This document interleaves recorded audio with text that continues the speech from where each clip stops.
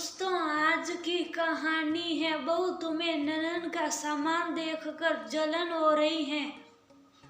दोस्तों, कहानी शुरू करने से पहले अगर आपने चैनल को सब्सक्राइब नहीं किया हो तो कर लीजिए ताकि आपके पास पहुंच सके हर नया वीडियो।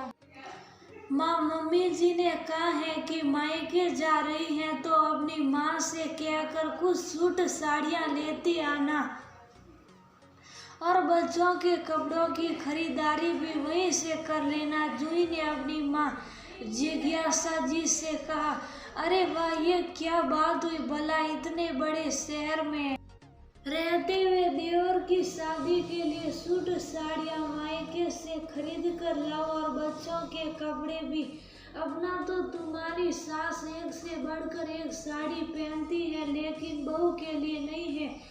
जिज्ञासा जी बेटी की बात सुनकर एकदम बिफर गई। बहुत दिनों से दबी हुई बातें आज जबान से निकल ही गई। माँ जी, दीदी की सास ने कुछ गलत तो नहीं कहा?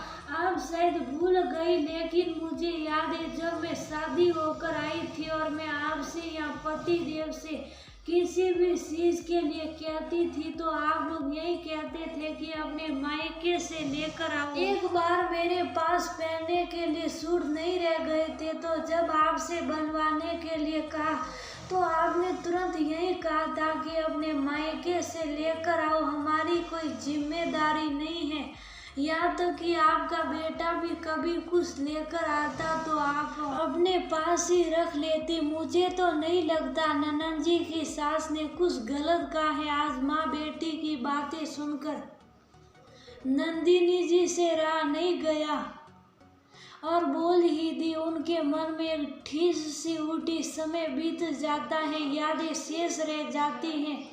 बहुत जबान चलने लगी है तुम्हारी, मेरे कहने से क्या होता है? उसके बाद भी तुम कभी लेकर तो नहीं आई। माँ जी, अपना आत्म सम्मान भी कुछ होता है। मेरे माता पिता कुछ देते भी थे तो मैं मना कर देती थी। मैंने उनसे साफ शब्दों में कह दिया था। अब मेरी शादी हो गई है और मेरी जिम्मेदारी मेरे पति और ससुराल वालों की है।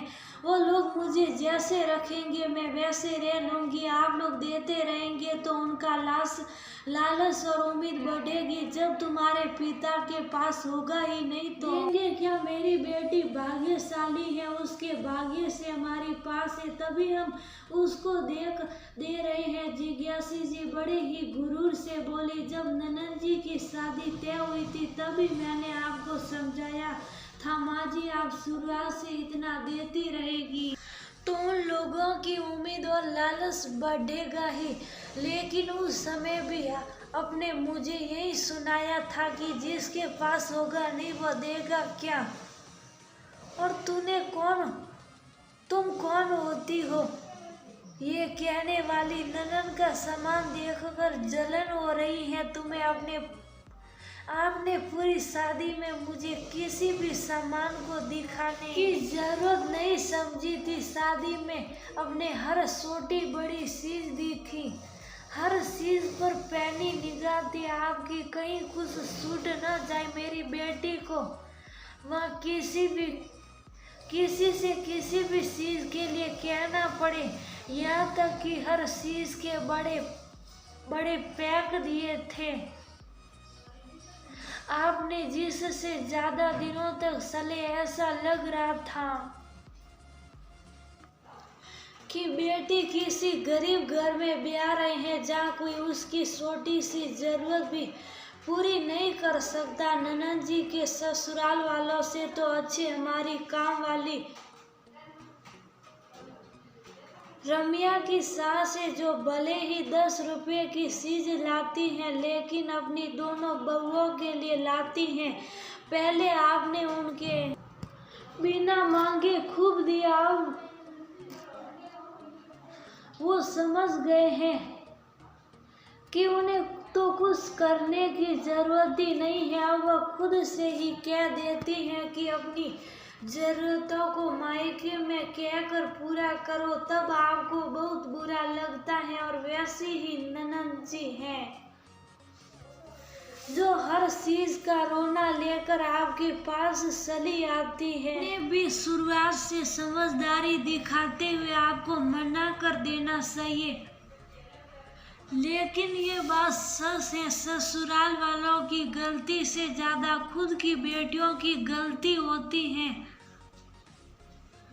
जो कहकर अपनी जरूरतों को मायके से वालों से पूरा करवाती हैं। आज मौका मिलते ही नंदिनी ने